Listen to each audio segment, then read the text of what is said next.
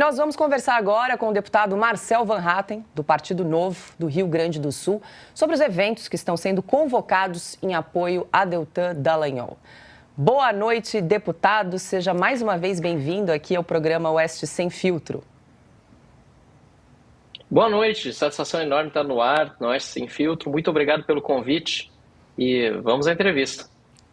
Deputado, existe um movimento aí nas redes sociais para organizar novas manifestações de rua por todo o país. Vou bem direto ao ponto. O senhor é favorável a novas manifestações, ao povo voltar às ruas? Esse é o momento de voltar às ruas? E quais seriam as principais bandeiras que o senhor acha que precisam ser levantadas neste momento no país? Eu sou plenamente favorável, inclusive nós ajudamos lá na Câmara dos Deputados, junto com um grupo de deputados, a organizar e principalmente a motivar vários movimentos de ativismo a fazerem essa convocação. Afinal de contas, as pessoas têm pedido, né, que os deputados, só baixar um pouquinho a câmera, os deputados participem desse movimento e vão às ruas. Eu estive em Porto Alegre contra a censura no dia 1º de maio, foram em torno de 5.000 pessoas. Estive recentemente, aliás, domingo passado, em Curitiba, apoiando o Deltan Dallagnol na sua manifestação. Na verdade, nem foi dele, né? Mas foi uma manifestação bastante espontânea, de última hora, e a gente viu como as pessoas estão sedentas por ir para a rua e por participar. E é muito além da questão do Deltan Dallagnol. A gente precisa lembrar que a gente tem uma série de perseguições que estão acontecendo já há muito tempo contra pessoas na direita, e não só na direita, até o PCO já foi vítima, por exemplo, de censura, né, nas redes sociais por parte do Supremo Tribunal Federal, e nós precisamos evitar que novas cassações ocorram e reverter essa de Deltan Dallagnol, porque são quase 345 mil votos que o TSE está querendo jogar no lixo com essa decisão. Agora nós temos a perseguição também ao tenente-coronel Zuco, que é presidente da CPI do MST, tendo um processo agora na Polícia Federal, uma investigação determinada por Alexandre de Moraes, sem pé nem cabeça. Agora, na instalação da CPI do 8 de janeiro, a CPI mista, né, no Congresso Nacional, tivemos André Fernandes também denunciado pela Polícia Federal no mesmo dia. Essas coincidências em política não existem. E eu acho importantíssimo que o povo vá à rua, porque nós, na Câmara dos Deputados, ou os senadores da República, precisamos ter esse apoio externo e cada vez maior para demonstrar, tanto para esses poderosos que estão abusando da sua autoridade, como para Lula e para o PT, que nós não vamos continuar tolerando calados tudo o que está acontecendo no nosso país. Silvio Navarro. Boa noite, deputado. Sempre um prazer conversar com você. Deputado, de alguma forma, muita gente ainda está um pouco atônita e tem medo de sair às ruas depois do dia 8 de janeiro. É medo das reações do Supremo Tribunal Federal. É medo de terminar, depois de uma manifestação, embarcado num ônibus e ser preso. Que tipo de cuidado quem pretende ir às ruas, que é um direito constitucional, isso ainda não foi tomado da sociedade brasileira pelo Supremo Tribunal Federal. Que tipo de cuidado é preciso nessa hora para evitar infiltrados, para evitar depredação, qualquer tipo de gesto de vandalismo, que não é o modus operandi de quem sempre saiu às ruas pacificamente, desde o impeachment até os demais atos subsequentes? Muito bom, Silvio, e também satisfação sempre conversar com você. Em primeiro lugar, o mais importante é que a pauta está muito clara. Nós temos uma pauta de democracia, liberdade e justiça. Quem é que pode ser contra alguma coisa dessa? Quem é que pode acusar os organizadores ou as pessoas que estão indo às ruas de estar fazendo algo que seja antidemocrático, por exemplo, quando nós estamos falando justamente de democracia, né? Então, acho que começa por aí. Nós temos uma pauta muito bem definida e qualquer tipo de movimentação que não esteja de acordo com essa pauta não será considerada parte do movimento no dia 4 de junho. Isso foi previamente definido entre os organizadores, entre aqueles que estavam em Brasília durante a semana que passou para tratar desse assunto. Afinal de contas, é uma preocupação grande que nós temos. O segundo ponto muito relevante é que todas as convocações sejam muito claras no sentido de dizer que é uma manifestação pacífica. Nós, obviamente, temos uma preocupação muito grande que possa acontecer, como desde 2013 aconteceu lá com infiltrados dos Black Blocs, tentando acabar com as manifestações populares que mudaram a história do Brasil desde então, e também o que aconteceu agora no início desse ano, em que nós vimos depredações que ainda precisam ser profundamente investigados para que sejam apurados os verdadeiros responsáveis. A gente tem preocupação, sim, de que pudesse vir, ou a gente tinha preocupação de que pudesse vir a acontecer alguma coisa. Mas tomadas essas precauções, nós precisamos voltar às ruas e não podemos ter medo. Acho muito importante a população brasileira se inspirar no que aconteceu em Porto Alegre no dia 1º de maio, na manifestação que fizemos aqui contra a censura, em outras capitais também, mas Porto Alegre foi a maior. Depois em Curitiba, por Deltan Dallagnol e o seu mandato, que foi cassado ilegal e inconstitucionalmente. Importante as pessoas observarem isso para ver que os primeiros já foram às ruas e nada aconteceu. E agora, com pessoas indo às ruas de forma organizada e pacífica em várias cidades de todo o Brasil, eu tenho convicção de que não há como acusarem um movimento pacífico por democracia, liberdade e justiça, ainda que possa eventualmente acontecer alguma intercorrência, esperamos que isso não aconteça, que o movimento em si seja um movimento violento. Isso é impossível porque os organizadores todos estão muito comprometidos com um movimento de paz e que busque reverter a situação de arbítrio e de inconstitucionalidade que hoje nós vivemos no país. Nós estamos conversando ao vivo com o deputado Marcel Van Hatten. Quem pergunta agora é Ana Paula Henkel. Muito boa noite, deputado. Mais uma vez um prazer ter você aqui com a gente. E, Marcel, há alguns nomes e grupos que demonizaram e desumanizaram o presidente Bolsonaro, que pregaram voto nulo, que se alinharam à esquerda para derrubar um governo legítimo, que riram, inclusive, do episódio com o deputado Daniel Silveira. Não você, né? Você tem apontado esses desmandos do STF há muito tempo. Você não tem receio que esses grupos eles possam sequestrar esse movimento de vocês para ganho político, já que esses grupos eles se tornaram completamente irrelevantes nos últimos anos? Excelente pergunta, Ana Paula, e muito bom sempre conversar com você também. Eu prefiro falar, inclusive, da minha situação, né? Você falou bem, eu sempre busquei manter a coerência, votei contra a prisão de Daniel Silveira, eu sempre me manifestei contra as atitudes que foram autoritárias durante o período, por exemplo, da pandemia, e a gente teve uma discussão interna muito grande dentro do Partido Novo, e o Partido Novo, por meio de algumas das suas lideranças, inclusive uma delas que já nem está mais no partido, errou bastante nesse processo.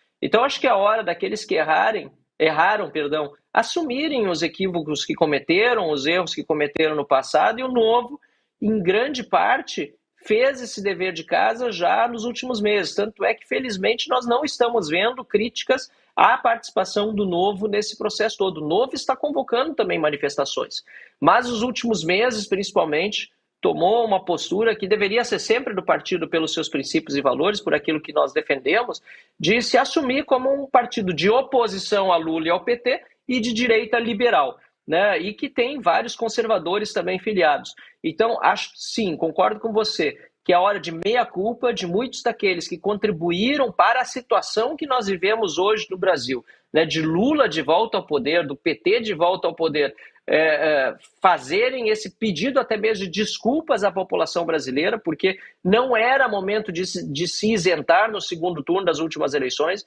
Eu votei no primeiro turno nosso candidato do Novo, Felipe Dávila, no segundo turno todos acompanharam a campanha que eu fiz para que Bolsonaro pudesse se reeleger para vencer Lula e o PT.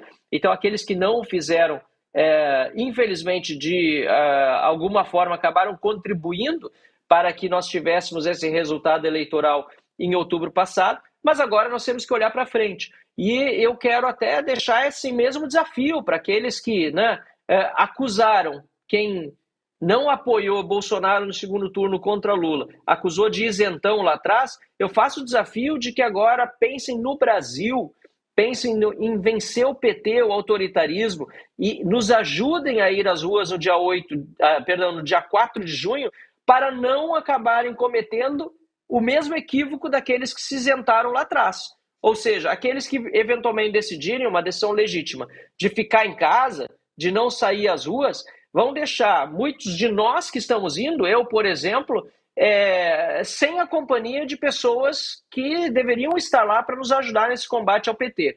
Eu entendo realmente que há esse desconforto de certas pessoas por causa do que aconteceu no passado, mas eu prefiro olhar daqui para frente, porque se nós não nos unirmos e deixarmos claro que o que importa mesmo é o respeito à Constituição, é o mandato parlamentar, nós não vamos salvar o Brasil. E eu concluo dizendo o seguinte: o Deltan foi cassado agora, nós já tivemos o problema lá atrás, absurdo com o Daniel Silveira, outro caso absurdo do delegado Francisquini, do Paraná, deputado estadual mais votado daquele estado, na eleição de 2018, e que também foi cassado pelo TSE, e não houve reação de fato de defesa dele, de ninguém. Eu não falo nem dos movimentos que agora estão apoiando, nem do pessoal mais ligado ao Bolsonaro, nem do pessoal mais ligado a Vem Pra Rua, MBL, Novo. Foram poucos os que, como eu, nos pronunciamos naquela época.